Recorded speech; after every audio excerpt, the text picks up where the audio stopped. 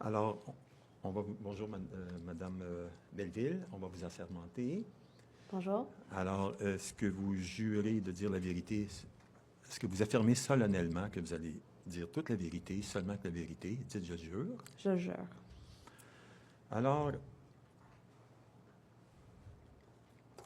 nous sommes en présence ici d'une situation très particulière dans votre cas. J'ai eu le bénéfice de regarder un peu ce qui s'est passé dans votre vie. Alors, pourriez-vous exprimer à la Commission l'histoire que vous avez vécue aux Forces d'armée canadiennes en partant? Donc, j'ai servi mon pays pour 13 ans dans les Forces armées canadiennes. Mon métier était ACOP, qui est opérateur aérospatial. Excuse, je suis anglophone, fait que j'ai un petit accent. C'est ça, j'ai refusé le vaccin, donc j'ai été mis dehors par les forces. Quand ça a commencé, quand COVID a commencé, j'habitais à Nouvelle-Écosse. Puis par le temps que je me suis fait mettre dehors, j'habitais en Ontario. Fait que c'est comme si on habitait dans deux sphères différentes. Parce que la réalité que j'ai vécue à Nouvelle-Écosse quand le COVID a commencé et tout était totalement différente à quand on a déménagé en Ontario. Puis, tu sais, pourtant, on est au Canada, là. Tu sais, les règles devraient rester les règles, tu sais, mais totalement différent. Si je commence en 2020, moi, je travaillais au centre des opérations de la base de Shearwater. Ma job, dans le fond, avec le COVID, moi, je débriefais, je sais pas comment le dire, le commandant, il venait, puis nous autres, on avait tous les chiffres de COVID, de toutes les bases, de combien de militaires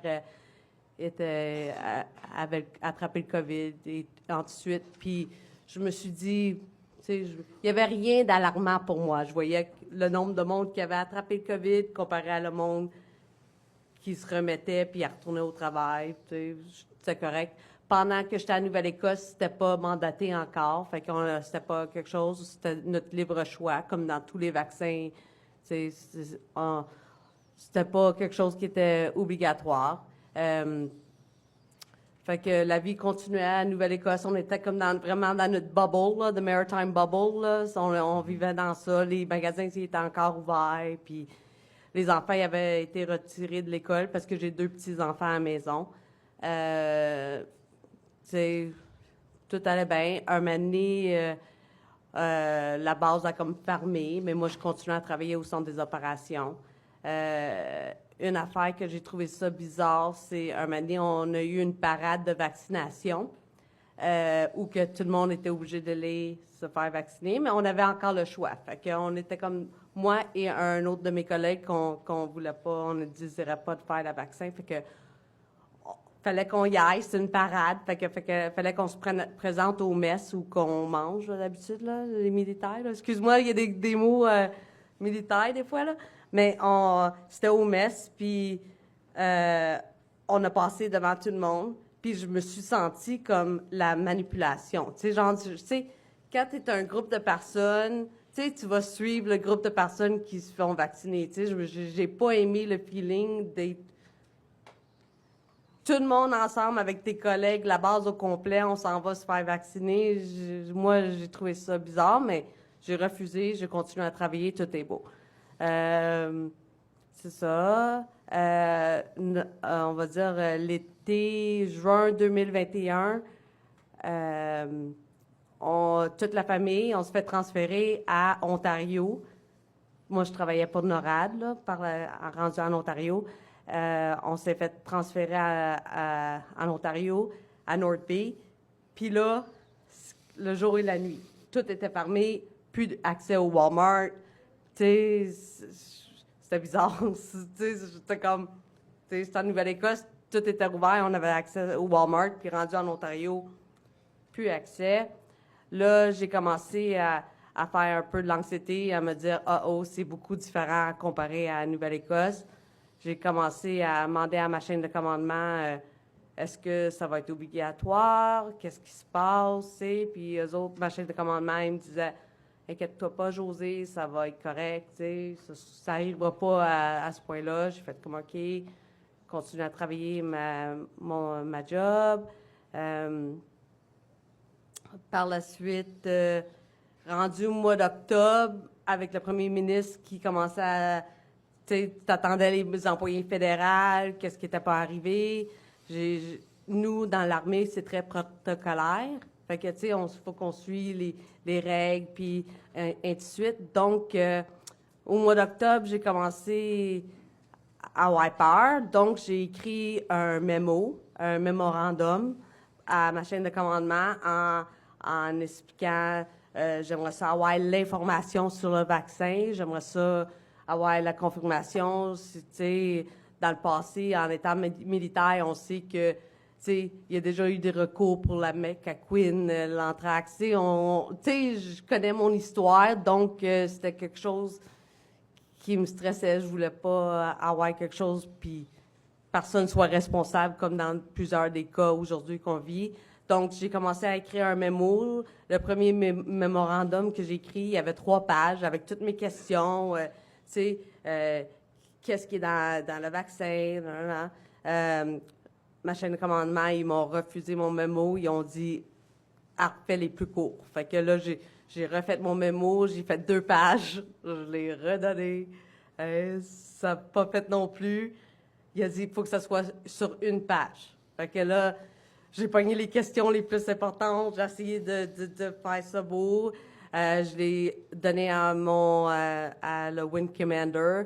Puis là, finalement, il dit, je suis pas un docteur, je peux pas t'aider. Tu sais, fait que là, j'étais comme, tu sais, dans l'armée, si j'ai des questions, tu demandes ça au plus haut, puis les plus hauts sont supposés te trouver la réponse. Tu sais, ça a toujours été le même. Moi, j'étais caporal-chef, donc, tu sais, fait que là, ça n'a pas marché. Il ne voulait pas répondre, mais il ne voulait pas répondre mon mémo.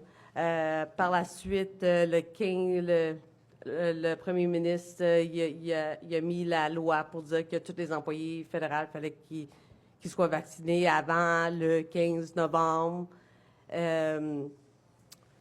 Fait que là, ça a été vraiment dur. Ça n'a pas été une décision qui était facile parce que j'aimais vraiment mon emploi. J'étais une personne qui était dévouée, qui aimait ça, l'armée. C'était ma carrière, là. Moi, j'envisageais un 25 ans dans l'armée. Mon père était militaire. C'était quelque chose que j'ai toujours vécu. Mais quand quelqu'un me dit « Pourquoi tu l'as pas pris, le vaccin? » Si tu es vacciné, tu as déjà pris des vaccins. Quand tu rentres au basic training, tu es en ligne, là, puis tu t'en fais. Mais celle-là, je sais pas, il y avait quelque chose de plus fort que moi qui me disait « José, prends-les pas. » Puis c'est ça. Puis là, j'ai décidé de pas le prendre. Là, j'ai rencontré ma chaîne de commandement. Ils m'ont dit « OK, voici la procédure. » Ça, c'est beaucoup administratif. Fait que là, à tous les mois, j'allais rencontrer mon chief puis mon commandant. Puis, c'est ça, beaucoup de paperasse. OK, ça a pris... Ma dernière journée, je vais toujours me rappeler, fait que la dernière journée que j'étais censée de travailler en uniforme, ça a été le 11 novembre 2021. Puis, j'étais prête pour aller travailler. Puis, j'ai broyé ma vie. La journée-là, j'ai appelé, j'ai dit j'étais malade. Je pouvais pas croire que la dernière journée de ma carrière a été le 11 novembre, la jour du souvenir. Fait que j'ai pas rentré. À partir du 15 novembre, on n'avait plus le droit de rentrer dans notre bâtisse. Mon mari, mes 2 enfants ne sont pas vaccinés non plus. On est resté sur la base militaire tout seul, pas de support, personne nous téléphonait, personne, j'étais rendue comme le rejet là, de la base, là, tout le monde le savait. Il y avait plusieurs affaires. Je me rappelle aussi, un moment donné, sur l'horaire, là, quand on avait un horaire, là, quand on travaillait notre chiffre, mon nom était écrit en rouge parce qu'on était non vaccinés. C'est comme... Il y avait des affaires que qu'il n'aurait été jamais permis dans le passé. Tu sais, ça, c'est des affaires médicaux supposées être confidentielles. Puis là, c'est tous les règles qu'on avait appris là, dans les 13 ans de militaire, là, genre, ils ont comme pris de bord, puis tout c'était la folie rendue, là. Puis, fait que là, c'est ça, j'ai décidé de pas le prendre. J'ai commencé les procédures. Au mois de novembre, j'ai commencé à consulter un psychologue. J'ai fait comme, tu sais, genre, peut-être que je fais la pire gaffe de ma vie, là. Je savais pas qu'est-ce que je faisais. La psychologue a commencé à me dire, le travailleur social, excuse, il a dit, écrivez un petit journal intime, tu sais, genre, pour évacuer vos émotions et tout. Puis là, j'ai dit, ah, ouais, mais moi, je suis pas très bonne à écrire, genre, c'est pas mon affaire. Fait que, il dit, ben, qu'est-ce que t'aimes? Puis j'ai dit, ah, ben, j'aime TikTok. Fait que là, il dit, pourquoi fais des TikTok? Fait que là, j'ai fait comme, OK, parfait. Fait que là, j'ai commencé à faire des TikTok comme un manière d'avoir comme un peu un journal intime, mais c'est genre pour moi. Fait que là, je documentais qu'est-ce qui se passait, quand est-ce que je faisais, comment que je vivais, parce que le travailleur social, il avait dit, ça va être comme un deuil.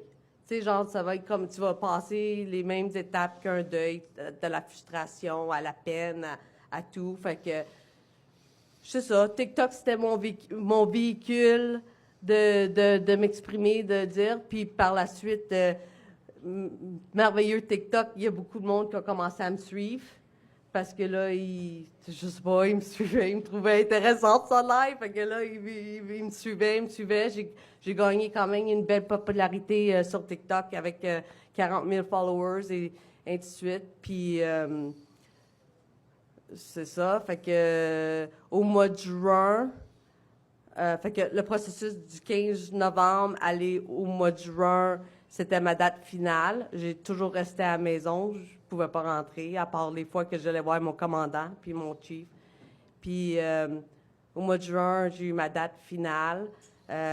C'est comme les militaires, je peux vous dire que impact monétairement, ça a eu un gros impact parce que quand j'avais téléphoné au mois de novembre pour savoir mon fonds de pension, il était X, puis rendu au mois de juin. À tous les mois, j'appelais pour savoir, genre, OK, quand est-ce que vous allez me mettre dehors? Puis je voyais mon fonds de pension descendre.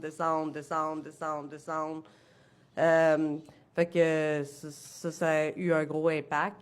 Tu sais, le fait qu'on n'a pas de chômage non plus, j'ai pas eu droit au chômage parce que j'ai refusé, fait que j'ai pas eu droit au chômage. À cette époque-là, j'étais la personne qui gagnait de l'argent. Mon mari, vu qu'on venait juste de déménager, mon mari était sur le chômage parce qu'il n'avait pas trouvé de job. Fait que, tu sais, ça a été gros, là. Ça a été pas une décision facile que j'ai prise à la légère, mais c'est ça. Puis aussi, comme la dame qui a témoigné tantôt, moi, au mois de janvier, j'ai été au convoi.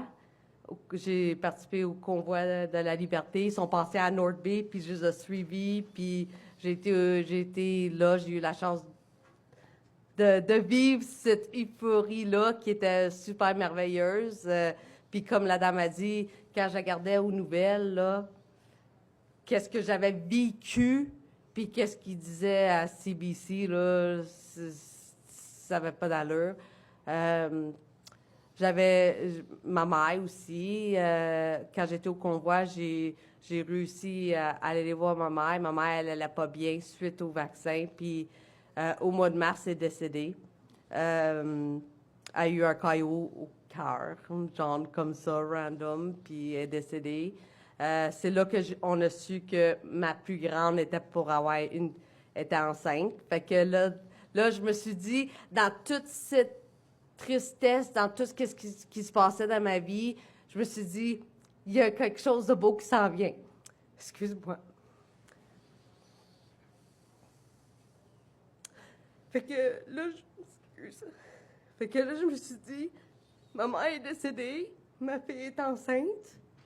Tu sais, un esprit sort, un nouveau arrive. Là, le procédure, on revient à Chicoutimi. On avait une maison à Chicoutimi. Fait que j'ai attendu que mes 2 enfants finissent l'école. fin juin. On a redéménagé au Saguenay au mois de juillet, tout de suite après l'école. Puis, tu sais, tout était beau, là. Je continuais mes petits TikTok comme si rien n'était. Puis, je me suis dit, je vais être mémée. Puis, tu sais, j'avais hâte, excuse-moi. Puis là, au mois de décembre, ma fille accouche de sa fille. Fait que ma petite fille, elle vient au monde. Puis la DPJ sont venus, puis ils ont fait une alerte bébé, puis ils ont volé son bébé. Puis là, ils m'avaient confié le bébé. Ils ont dit, OK, Madame Belleville, on va vous laisser le bébé. Puis ça s'est jamais arrivé. Puis là, la raison qu'ils me laissent pas le petit bébé, c'est parce que à cause de mes TikTok, à cause de mes vues, de mes valeurs et tout, ils disent que je suis anti-gouvernement, je suis anti-organisation, puis je suis anti-vax. Fait que là, ils sont en train de prendre ça contre moi, puis ça fait 5 mois que j'ai pas vu ma petite fille à cause de tout ça. À cause, je me suis exprimée, j'ai jamais dit rien de méchant, mais j'ai toujours expliqué ma vie, puis là, il prend le fait que tout ça, il prend ça en vigueur envers moi, mon mari, ma fille, mes 2 enfants. Fait que on n'a pas eu droit à ma petite fille. Pour le bénéfice de la commission, pouvez-vous expliquer pourquoi on a enlevé la fille de votre fille? Parce que vous aviez exprimé vos opinions, mais votre fille à vous, pourquoi on a enlevé? Grosse histoire courte. Dans le passé, puis là, on va rentrer dans peut-être une autre affaire, mais dans le passé, ma plus grande, a été placée au centre jeunesse, où dans le centre jeunesse, il est arrivé des choses horribles, toutes les choses horribles qu'on peut penser. Et puis, tu sais, on parle de ça il y a à peu près 5 ans, parce que ma fille est rendue à 20 ans, fait que quand elle avait comme 14-15 ans, c'est arrivé. Et puis, dans le passé, moi, j'ai poursuivi le centre jeunesse. Puis on était présentement en litige avec eux autres pour la poursuite. Fait que là, je pense qu'ils l'ont fait un peu par revanche, parce qu'ils sont fâchés contre moi. Puis là, il prend le fait que je me suis exprimée sur les réseaux sociaux, puis que je me cache pas, puis que là, ils prennent ça contre moi pour garder la petite, ou que ça n'a vraiment aucun rapport, parce que j'ai 2 autres enfants à la maison, puis j'ai un mari, puis j'aimerais ça que quelqu'un m'aide. J'ai demandé à Jordan Peterson, j'ai demandé à tous les politiciens partout pour m'aider, pour faire une investigation, que moi, la sécurité de mes enfants, c'est la plus importante, puis que je pouvais pas croire que cet organisme-là, ils savent qu'est-ce qu'ils ont fait à ma fille. Fait que je veux pas que ça arrive à ma petite fille encore, tu sais. Puis là, ils me prennent ça, puis là, ils vont être fâchés parce que je le dénonce. Mais c'est parce qu'à un moment donné, là, les Québécois, les mamans, là, s'ils sont capables de faire ça à quelqu'un qui a servi son pays, quelqu'un qui est gentil, quelqu'un qui a toujours défendu les droits de sa fille, on est rendu où? On s'en va vraiment dans une piste super, super dangereuse. Est-ce que vous avez eu on appelle ça une compromission, là, une sécurité développement de l'enfant compromis? C'est comme ça qu'on peut... Au début, il avait dit, la travailleuse sociale en question, elle avait dit que c'était un conflit de couple. Puis là, j'avais dit, ben, pas en couple. Puis là, ils ont dit, ouais, mais peut-être qu'elle pourrait faire mal à son enfant. Ben, tu sais, là, c'est là que j'ai dit, ben, faites votre enquête, laissez-moi la petite. Tu sais, ben, là, le fait qu'il m'empêche de moi de prendre soin de ma petite fille, c'est ça le problème. T'sais. Mais en tout cas, ce que je vous dis, c'est que définitivement, il faut qu'il passe par la Cour et faire déclarer que, on appelle ça une compromission, à savoir que la sécurité et le développement de l'enfant est compromis, donc on enlève la garde. Il faut. C'est impossible de ne pas avoir fait ça. Bien, je vous demande de vérifier, de faire des investigations. Je demande à tout le monde de, s'il vous plaît, faire de quoi, parce que, tu sais, qu'est-ce qui arrive à ma fille, c'est une chose. Bien, moi, je suis une grand-maman, OK? moi, je peux prendre soin de ma petite fille. OK? Puis je peux prendre bien soin de elle. Puis le fait qu'il me prend comme une criminelle, comme une personne qui est antigouvernementale, genre contre moi, on est rendu où au Québec? C'est sérieux, là. J'ai protégé mon pays, j'ai protégé mes enfants, j'ai protégé ma fille. Tu sais, un moment donné, je demande au peuple, s'il vous plaît, genre de m'aider à sortir ma petite fille du calvaire de la DPJ. Ça n'a vraiment plus l'allure. On sait tout. Tu sais, c'est un autre organisme qui est basé, tu sais, genre, sur des banteries. Tu sais, fait que moi c'est comme la madame a dit, c'est son dernier... C'est sa dernière affaire, mais moi aussi, c'est ma dernière affaire. J'ai besoin de quelqu'un qui sort ma petite fille de là.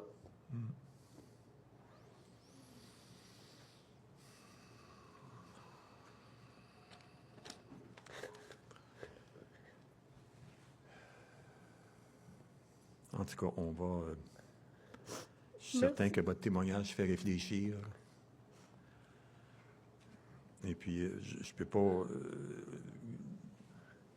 dans une commission, vous donner des conseils légaux, là. Je sais. Mais Puis, tu sais, définitivement... en plus, tu sais, un mani, c'est comme, ils savent, là, que j'ai pas d'argent, là. Tu sais, je travaille plus, j'ai pas de chômage. Tu sais, on dirait qu'ils s'acharnent sur moi. Puis, tu sais, un mani, un avocat, ça coûte de l'argent. Tu sais, c'est du temps. Moi, je voulais juste vivre ma vie, de m'aimer, là. Avoir la paix, puis être capable de voir ma mère dans la petite fille.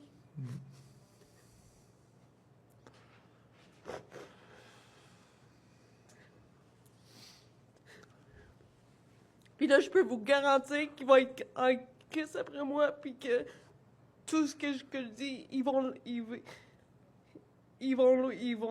me charger, ils vont faire n'importe quoi, mais moi, je veux juste ma petite fille. Je suis capable de prendre soin de ma petite fille, puis je demande à tout le monde dans le monde de m'aider, c'est tout.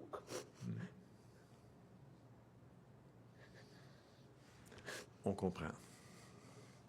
Et votre message va passer.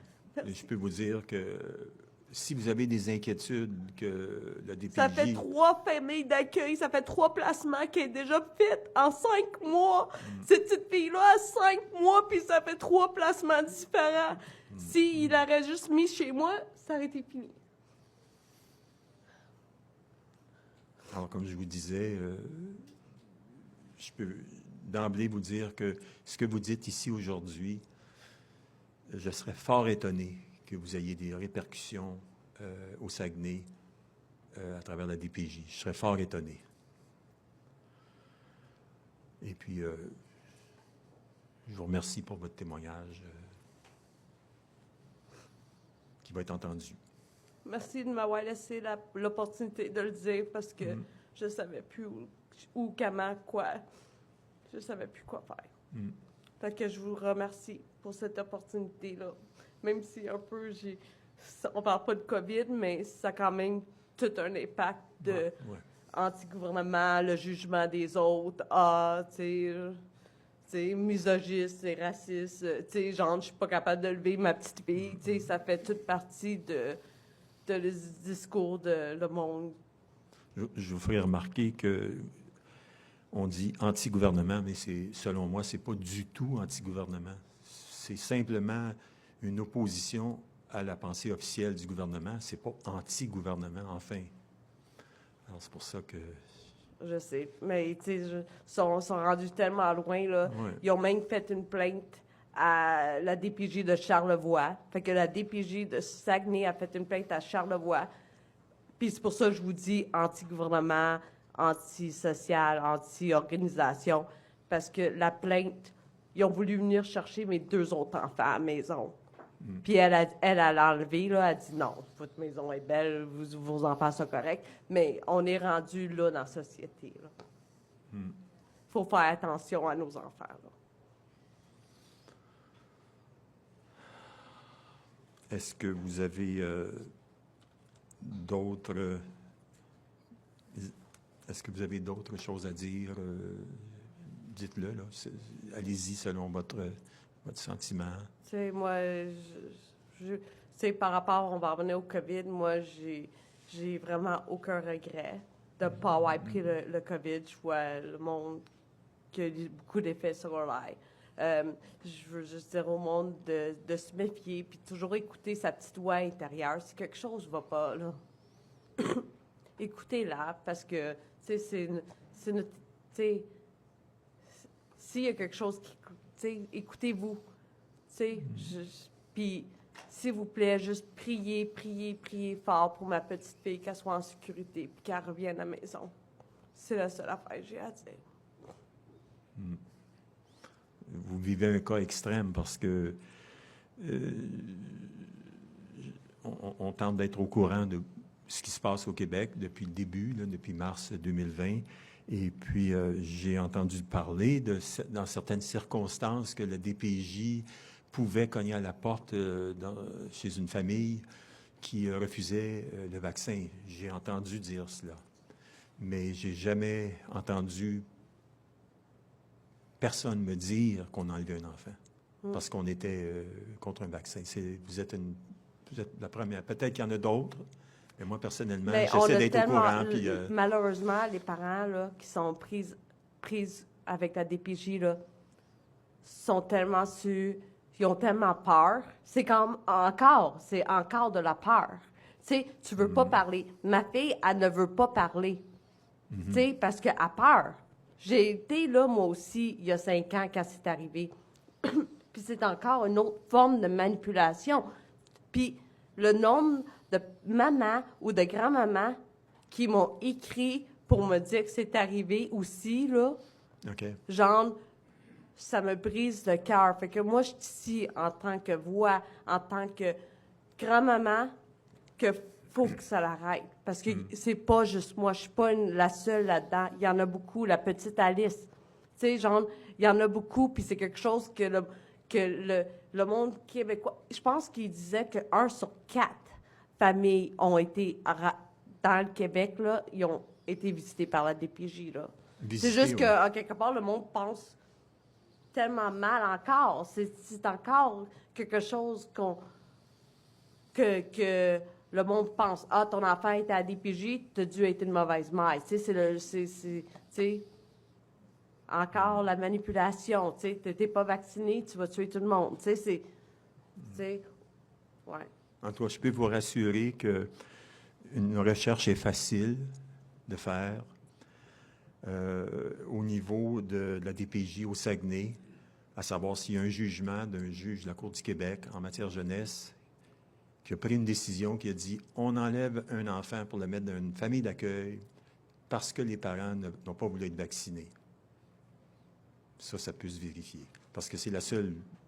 C'est-à-dire, si c'est ça qui est écrit, si un jugement comme tel est rendu... Ils veulent même pas nous voir. On a demandé de parler avec eux, puis ils veulent pas. J'ai fait des plaintes. Tu sais, j'ai suivi tous les protocoles. J'ai fait une plainte à Commission des usagers. J'ai fait une plainte à Protection du citoyen. J'ai fait une plainte à l'Office des droits de la protection de la jeunesse. J'ai fait... Tu sais, j'ai tout fait les procédures. J'ai essayé d'appeler le maire, j'ai appelé le député fédéral, j'ai appelé le député provincial. J'ai fait des Jordan Peterson, j'ai fait PPC, j'ai fait tout le monde sur TikTok. J'ai essayé de demander de l'aide. Puis on dirait que parce que c'est la DPJ, Pas facile. Alors, je vous remercie pour votre témoignage, Madame Metteville, qu'il ne restera pas lettre morte, je peux vous assurer.